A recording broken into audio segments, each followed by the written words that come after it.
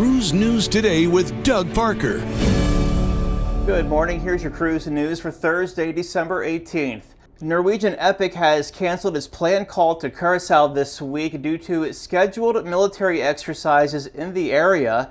In a letter to guests, the cruise line said, quote, "Out of an abundance of caution, we have made the difficult decision to cancel our call.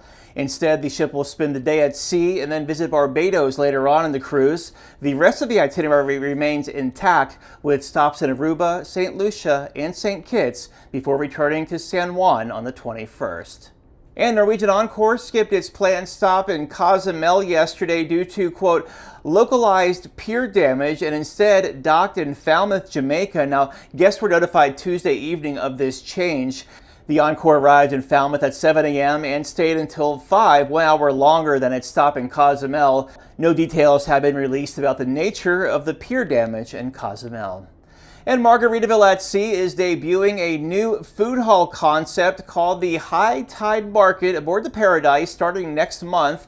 The venue is designed to replace and upgrade the traditional buffet, offering more variety and more casual dining experiences. Additions include Frank and Lola's Pizzeria, a taco and bowl station called Cutie Cantina, a dessert bar named Slice of Paradise, and a sandwich shack branded License to Chill.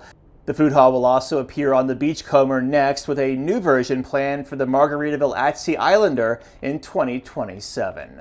And cruise stocks were mixed on Wednesday. Carnival Corporation down 0.5%, 28.03. Royal Caribbean up 1.2%, 284.88. Norwegian flat, 21.54. And Viking down 1%, 69.91.